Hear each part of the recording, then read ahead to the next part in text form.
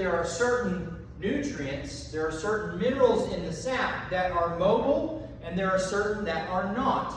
So by looking at the ratio between young and old, we can get a pretty idea on what's deficient, what's excessive, what the plant might be telling us. And that usually, as a blood test, can give us an awareness of what we might visually see 2 to 3 weeks before it happens. So it's just giving us an eye internally on what's happening before it visually manifests itself out there in the field. To think about mobile versus immobile, I think it's just helpful to think about phloem versus xylem. Xylem's coming up from the root. It's a kind of one-way path going right out, stem out into the leaf sections. Versus phloem, which has a kind of two-way process. And there are certain kinds of nutrients that are more xylem dependent, or just say it this way, they will be shunted right into a leaf and then they're going to stay. They're not going to move around a whole lot. So that's why you have some will look, at least on sap, and this is where it can get confusing. So, I don't expect you all to sudden sap analysis looks like a whole lot of bars and a whole lot of things going on all at once. And I'm just going to kind of give a basic process on how you can understand it. But just know that sometimes it can get a little confusing when we're looking at ratios of new and old because of this issue about mobile versus immobile nutrients. Does that make sense? Well, it'll make more sense in a second. Okay, so let's get started. This is at least the chart that we use. It's been adapted over time. Others have actually created this chart. What we did is just try to organize it in a way that makes a little bit more coherent sense. You can think about your large, so if you want to divide this circle between the top and the bottom, you can think about kind of your macronutrients versus your micronutrients. That's one way to think about it.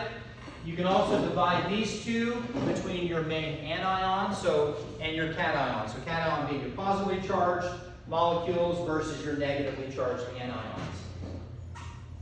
And the reason why we say cation antagonists is because we've seen in the sap, we've seen it through historic data, and it makes chemistry molecular sense that at times high levels of any of these particular nutrients will crowd out or will antagonize other of these cations. We'll talk about it in a second, but the classic antagonism is that relationship between calcium and potassium. And the same can be said on the anion side, where you're going to have that kind of antagonism between those anions. And there's other relationships, but that's a good, easy way of thinking about it. So here's an example of immobile nutrients. These are probably, I would say, if it helps you think about this, especially in your own fertility program, the three main immobile nutrients are calcium, boron, and silicon. A lot of the structural elements of a plant, calcium and silica, are going to be much more part of that, the cell walls. They're going to provide a lot of that infrastructure. Boron, in our understanding and the way we look at it, it is a kind of nutrient transporter. We find that with better boron levels, usually calcium follows suit. In other words, it helps mobilize calcium. So if we're looking at lower levels of calcium, but we don't necessarily have access, for example, to a calcium product that might be good as a foliar or whatever it may be, I might suggest a little bit more boron to see if we can't spike that calcium some. Here's an interesting on sap we did last year. So the soil test it was perfectly balanced, and I'll just use to give the numbers. The calcium was like 3,500 ppm. Everything else balanced from there. It was great. The sap showed that all the macros, the calcium and boron were low. So what it was is the pH had gotten up to like 7.3 or 4, so it wasn't picking up the macros, and the boron was the macro that was keeping the calcium. So it was funny, the only macro that was low was the calcium. Yeah, and it's pretty common to see lower levels of calcium in a lot of sap tests. There are nutrient pathways, microbial nutrient pathways associated with calcium. We think that part of this is associated with that aspect of missing potentially some of that soil, some of those soil health parameters. It's kind of interesting that it's, calcium is usually, you know, your most abundant nutrient, and then it's like you don't have it in the plant.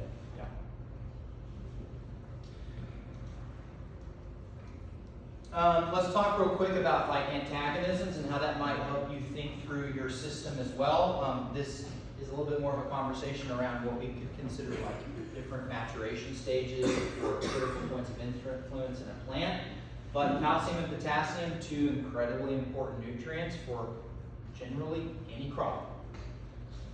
We tend at times historically in a lot of our fertility programs to really push potassium on the front end. So you'll often see a lot of heavier potassium applications, whether that be something like a soil potash, or whether it be like pushing something like an organic system, a lot of potassium sulfate right at the very beginning. And oftentimes that means that we are getting a higher uptake of potassium early on in the plant's life, which then creates, from the very beginning, an antagonism with calcium. Those two, I've seen it on the sap over and over and over again, and that is high amounts of potassium usually indicate low amounts of calcium. I have seen where I'll push hard calcium, and I'll start seeing the potassium start to drop. Especially if it's already at high levels, it'll start to drop. So it's a good example of that kind of antagonism, and underneath that antagonism can be a host of problems, crop problems, where you are overdoing it with potassium, you're underdoing it with calcium, and you might end up having certain infections. You might have certain kinds of calcium-driven diseases. It is an issue, and it's often driven by our fertility practices. So it may be better to use something like sulfate of potassium, like during the fruit fill stage, and not at the beginning when everybody usually adds it. That's right. And you know, in that, I think there'll be time later on, but I'll talk a little bit about critical points of influence. And generally speaking, the fruit fill period, the grain fill period, where, you know, that period after fertilization, where you've got the embryo, where it's now filling that nut crop, or it's filling that fruit. That's a time when it's going to be much more dependent upon potassium to be able to shunt those sugars, those carbohydrates, those nutrients into the fruit itself. And it's a one-way trip. Potassium takes it in there and it stays there. So it is a reason why it is a heavier need later on than at the very beginning. The best rule of thumb is push calcium earlier, potassium later. And part of that being too is your cell division phase after pollination is like a 10 to 14 day period where calcium is much more important. After that 14-day period is over, then you can start looking at potassium. Absolutely.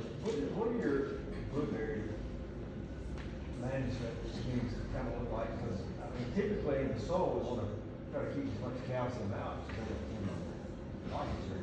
Blueberries are, boy, that's a black hole. Fun. They start squirming when we start asking blueberry questions sometimes. You know, blueberries are fascinating. I mean, blueberries are a bog plant. They come from bogs, which means they come from reduced environments. They come from what? Reduced environments. No. Blueberries. Bogs, like bogs. heavier, wet-like areas, right? Yeah. Which means less oxygen, less oxidized areas. And on sap, if you look at a sap coming from AEA or anything, so you're going to see optimums for things like manganese and calcium be much higher than other plants because they just are going to take that up more readily. Actually, calcium for blueberries we found is like really incredibly important for fruit quality, skin quality, maintaining a better growth structure. And it's not that calcium is going to always increase pH. It's potentially the kind of calcium we might be adding. So in a lot of our blueberry programming, you'll see gypsum. Gypsum, because that is not going to raise the pH. And, you know, as far as just typical straight fertilizer, they always recommend you stay away from calcium nitrate as fertilizer. Anything much as that. But I've heard this. Yeah, I mean, calcium nitrate's pretty salty. It's got a high salt index, and that can cause some problems if it's buffered. You know, it is a nitrate, but some of that calcium can sometimes be held away. I think it depends on what's available and how you buffer it. I would like copper and sheep, I mean, they move it not a whole lot. So calcium's for blueberries, yeah, that's a huge one, and there's a lot of work. You know, there's some great conversations with some blueberry growers that have been interviewed in some webinars online with that, where it's trying to really push more for better fruit load, better fruit consistency, better bloom timing, and really tighten those internodes on those every one of those nodes of the fruit, so you get a better crop at a quicker time with increased shelf life, better skin development based upon calcium. If you were to look at an AEA program and kind of what we think about parameters and minerals, like gypsum, calcium is going to be a big player, depending on your context and soil and all that. Here's another interesting relationship that we have found, at least through SAP, that I think is just helpful. Again, I'm trying to give some context that SAP is context driven. It's not just simply like, oh, I've hit the parts per million on this particular nutrient, I'm good. No, it depends. It depends on the overall context of what you're looking at. Again, it's like a blood test, right? You're looking at a certain moment in time and you want to understand what's happening. Potassium and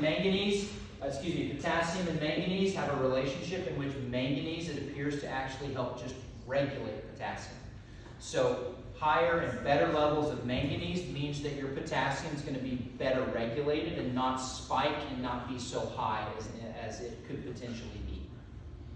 So you can think about that as both a positive and a negative relationship, in the sense that it's going to help make that more efficient in terms of having that potassium available, but also not regulated in the sense of not letting excessive levels build.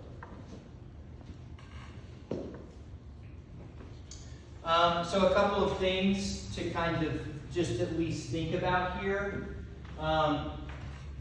Again, I want to emphasize the fact that SAP analysis is not like the solution to our world's problems, so to speak. It's just a simple tool. It's an expensive tool. It pays for itself in a number of ways if it makes sense on your operation. So where might it make sense? It will help you identify excessive fertilization practices that you might be doing. It might help you realize that your traditional way of doing a fertility program is creating too much nitrogen at a certain time. You're seeing excessive levels, which just simply means it can help you save money. Pulling some of that back.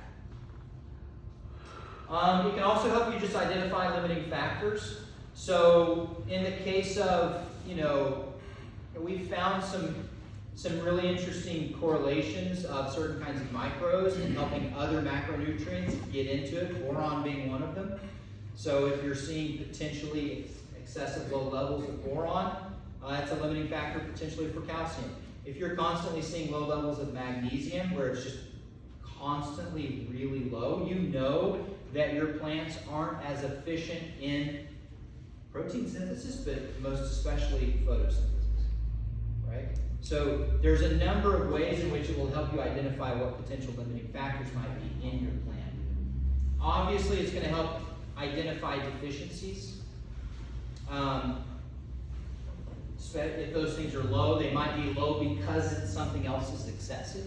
And then it's going to help you identify stresses, both biological as well as abiological stresses. So temperature swings, freezes, bad weather, a number of things. It's just going to help you identify not the fact it's like, oh, it's hot outside, you don't need that for this, but it'll help you understand what's happening in the plant as those stresses are occurring in the field. Things like heat stress with an ammonia spike. It'll let you know that that plant is not doing very well with that heat, or that it's building up higher levels of ammonium, and that can then be an indicator for you that you need to keep an eye out for pests. So it gives you some context on how that plant might be interfacing with its context. Biotic stresses, if you're seeing high levels of nitrate, it can say, I need to apply a fine moly and try to reduce that because I know that this is going to potentially be bringing in some pressure. So I'm going to work on defending that. In other cases, it can help you try to, I'm working with growers now who are on, the kind of 15 fungicide rotational spray programs to keep disease at bay. And it'll help, micros will especially help here, where we can start to compete with a fungicide cost by looking at what our micros are in relationship to some of these diseases, such as copper. Plants need copper. They use copper. They use it for a number of different things, skin flexibility, stem flexibility, but they also use it, it's also part of the natural defense system. So making sure copper is at a good level is important. Yeah, Go ahead. sorry. I'm sure you're gonna cover this, but when you're doing a sample, what's the sample size? Like, Yeah, depends on the plant. Depends on the plant, but so usually what we're trying to do, so let's go ahead and talk real quick about protocol. Because sap is a moving target, because it's always in flux, you want to pull leaf at a specific time every time. And that specific time is basically between dawn and around 8:39 in the morning. The reason is because that plant's about to start now its new 24-hour photosynthetic cycle. And if you start pulling sap in the afternoon, your sugar levels are going to be different. A lot of your macros are going to be different because it's been having 6 hours, 8 hours of photosynthesis. So that production mode has been happening. Around 3 o'clock in the afternoon, 3 or 4 in the afternoon, when that angle of the sun starts to diminish, photosynthesis will start to drop. It will then start shunting and moving those sugars and those things around. From my understanding in the research, what I've read and what I've heard, the majority of plant processes and growth actually happens at night. Because during the day, it's actually in that production mode for that energy, and then a lot of that growth, a lot of that moving and shunting of nutrients around is happening at night. So that by the time you get to dawn the next day, you're at kind of a zero balance. You're ready to go again. So think about your plants as that 24-hour photosynthetic cycle. Therefore, pull those leaves as soon as possible in the morning. How much? Depends usually on the plant, but we're talking anywhere between, sorry, I'm stuck on what we typically are suggesting anywhere between 60 and 100 grams per young and per old. And if you're ever to pull it, you get instructions for that, specific to the Gallon bag full is what we had to do. a gallon. Interesting to what you were saying about the process is we grew some watermelons on a scale. And I always thought that they grew at night because they get bigger at night. So what we figured out is they do get bigger at night, but they lose weight while they're getting bigger, and then they gain weight during the day when they're not growing. Yeah, fascinating. So they get bigger at night and they fill up in the day. Yeah, fill up in the day. It's pretty fascinating to watch. And that's fruit fill. That's fruit fill in a tea right there, right? The other thing to kind of consider here is you test for what you pick. So if you're taking a lot of leaf, and I'm sure we'll have time to talk a little bit more about this in the afternoon, but if you're taking a lot of leaf that's diseased, then you're going to have a diseased sap analysis, right?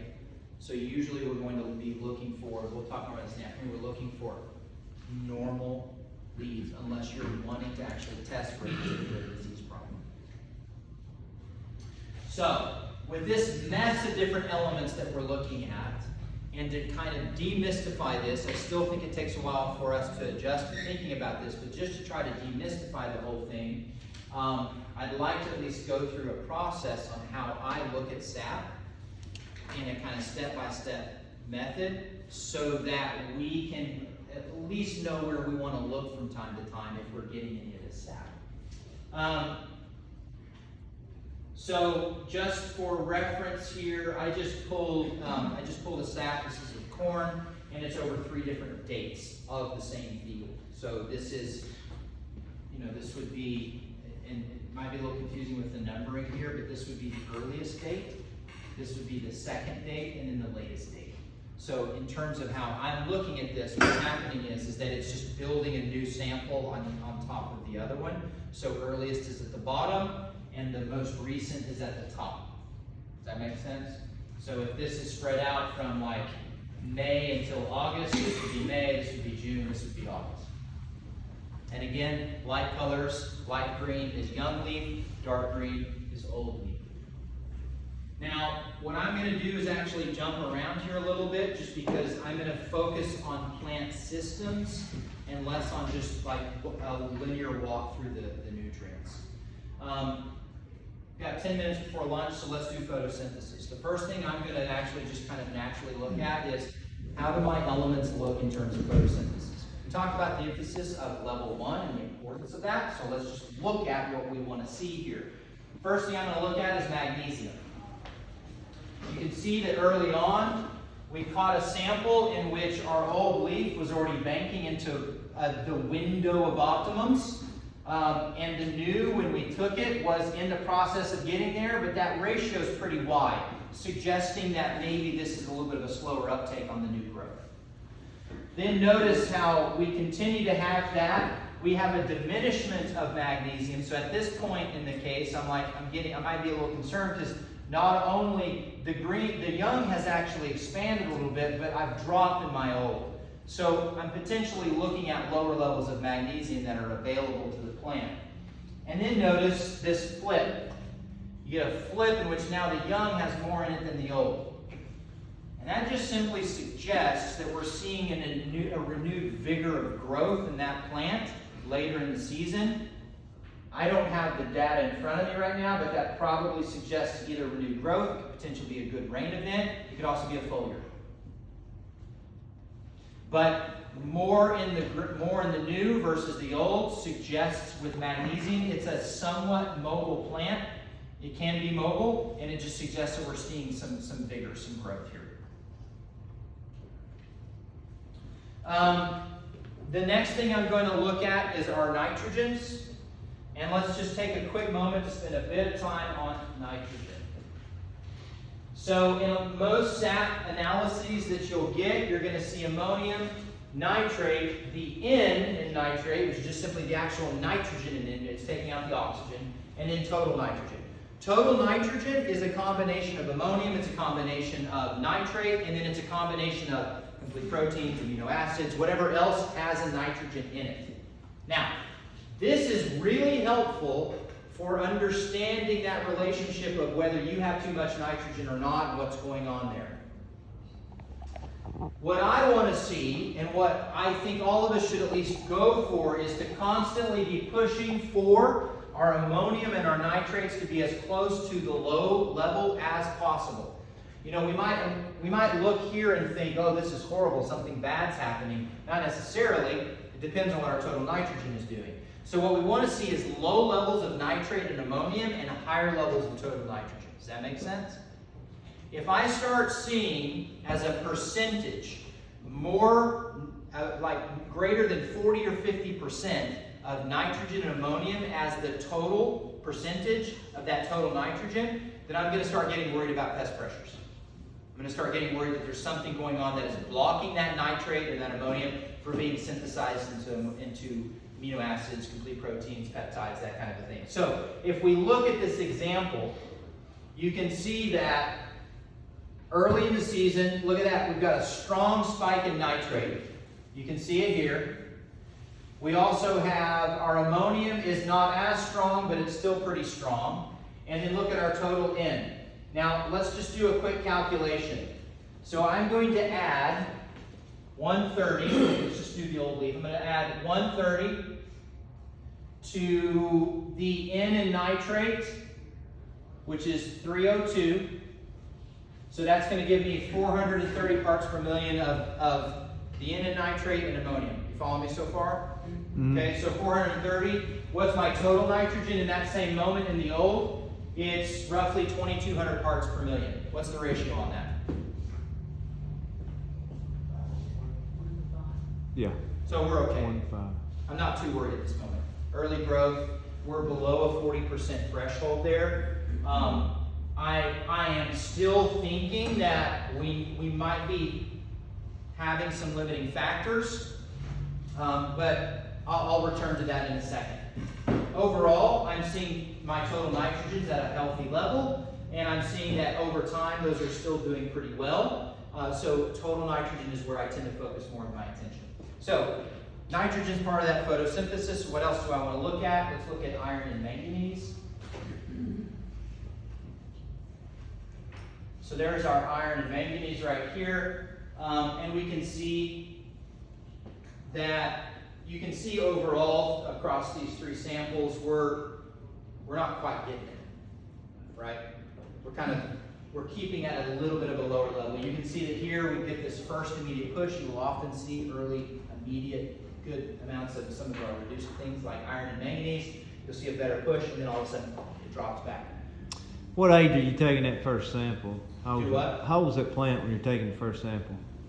As early as we can get it with an old and new. So it depends on the crop, but if we can get an old and new on a piece, on corn, as soon as we can. So like a month old? Yeah, depends on the bee stage and what we feel like we do it, but yeah, sometime around there. We can look at when we pull those leaves too, but You need at least what, about 5 nodes between them, somewhere in that neighborhood? yeah, it depends. I mean, if you're gonna take one node, if you're gonna take second leaf from the bottom as your old, and then maybe first or second from the top on your corn, then yeah. Yeah, that's corn might be a little closer. Yeah, a little bit closer on corn. So here, again, I would say if we're thinking overall about photosynthetic efficiency in this crop cycle, there are places where we can make this more efficient based upon magnesium, iron, and manganese.